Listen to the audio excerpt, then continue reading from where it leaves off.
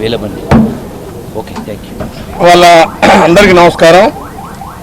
మరి ఇంతకుముందే బీజేపీలో ఉన్నటువంటి 4 ఎమ్మెల్యేలు, ఒకటి బీజేపీ ఫ్లోర్ లీడర్ అయినటువంటి మహేశ్వర్ రెడ్డి గారు, పాయల్ శంకర్ గారు, అదేవిధంగా హరీష్ గారు, తర్వాత రామచంద్రారెడ్డి గారు, వీళ్ళందరూ వచ్చి మాట్లాడుకోవడం జరిగింది.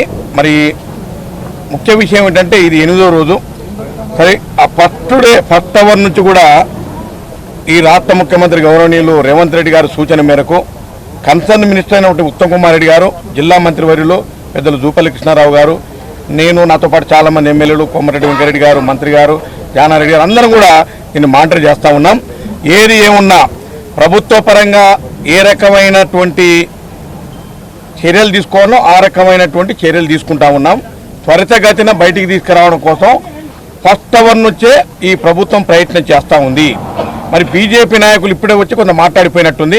ఒకటి నేను విజ్ఞప్తి చేయడం ఏంటంటే, ఇప్పుడు ఈ ఆర్మీ కానీ, నేవీ కానీ, ఎన్డీఆర్ఎఫ్ కానీ, జియోలాజికల్ సర్వే ఆఫ్ ఇండియా కానీ ఇవన్నీ కూడా కేంద్ర ప్రభుత్వం సంస్థలే.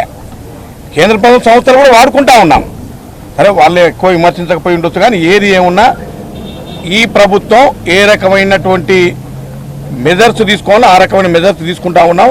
త్వరితగతిన అక్కడ ఉన్నటువంటి లోపల చిక్కుకున్న 8 మందిని తీసుకురావడం కోసం నిరంతరం 24 అవర్స్ ప్రయత్నం చేస్తూనే ఉన్నారు.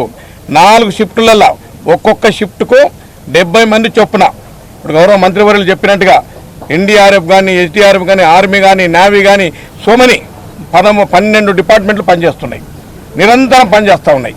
కాబట్టి ఎవరు ఏం చెప్పినా ఇది ప్రభుత్వ వైఫల్యం కానే కాదు. ఇది న్యాచురల్ కెలామిటీ, ఇది ప్రకృతి వైపరీత్యం, అనుకోకుండా జరిగిన సంఘటన. దానిపైన వెంటనే ప్రభుత్వం స్పందించింది, నిరంతరం మానిటర్ చేస్తూనే ఉంది. మరి గత విషయంలో చాలా అంశాలు ఉన్నాయి, మనం మేము మాట్లాడాం. గత ప్రభుత్వం ఎక్కడ కూడా ఏమీ పట్టించుకోలేదు. అంతేందుకు నేను ఇంతకుముందు కూడా చెప్పాను, ఇక్కడ లెఫ్ట్ పవర్ హౌస్ ఏదైతే ఉందో 2020లో ఫైర్ యాక్సిడెంట్ అయ్యి 7 మంది ఇంజనీర్లు చనిపోయినరు, 2 టెక్నీషియన్ చనిపోతే ఒక్క మంత్రి రాలేదు, ఒక్క ఎమ్మెల్యే రాదు. ముఖ్యమంత్రి గారికి, అప్పుడున్న ముఖ్యమంత్రి గారు కూడా తెలుసుకోలేదు, నాకు తెలియదు. అంత నిర్లక్ష్యంగా పరిపాలన చేసిన ఘనత గత ప్రభుత్వాన్ని. మరి బీజేపీ సోదరులకైతే వాళ్ళు ఈ రాష్ట్రాన్ని ఇప్పుడు పరిపాలించలేదు, మన ముందు పరిపాలిస్తారో లేదో తెలియదు. మరి ఏది ఏమున్నా ఈ సంఘటన జరగడం అత్యంత దురదృష్టకరం. మేమందరం కూడా చింతిస్తూ ఉన్నాం. మరి ఎక్కడ ప్రతిపక్ష నేతలు అది బీఆర్ఎస్ బీజేపీ సలహాలు ఇవ్వండి, తప్పకుండా మీ సలహాలు కన్స్ట్రక్టివ్ అడ్వైజ్ ఉంటే తప్పకుండా పాటిస్తాం. అంతేగాని ప్రభుత్వాన్ని విమర్శించాలి, ప్రభుత్వం పైన బురద జల్లాలని చూస్తే తెలంగాణ రాష్ట్ర ప్రజలు చాలా విజ్ఞులు, ఇవన్నీ గమనిస్తూ ఉన్నారు.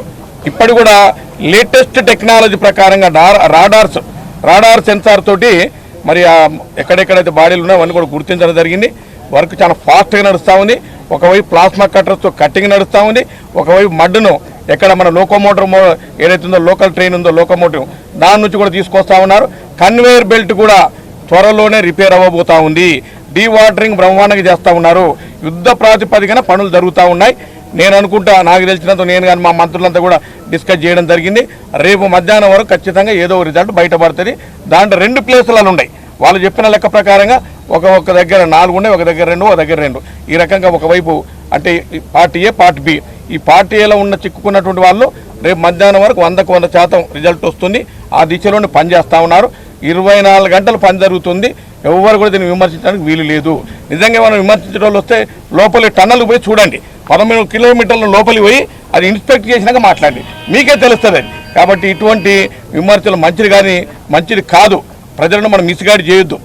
ప్రజలను మిస్గైడ్ చేస్తే ఇప్పటికే పాపం వాళ్ళు 1000 కిలోమీటర్ల దూరం నుంచి వచ్చేసి ఇక్కడ చనిపోవడం జరిగింది. అత్యంత బాధాకరం. నిజంగా చెప్పాలంటే మన ప్రాంతం కాదు చనిపోయిన వాళ్ళు, వేరే రాష్ట్రాల వాళ్ళు, వాళ్ళ ఫ్యామిలీస్ అన్ని ఇక్కడే ఉన్నాయి. వాళ్ళ బాధ చూస్తే వర్ణాతీతం. కాబట్టి వాళ్ళకి ఏదో ఒకటి సొల్యూషన్ దొరకాలని చెప్పేసి మన శ్రీశైలం మల్లన్న స్వామిని కూడా అందరూ మొక్కుతా ఉన్నాం.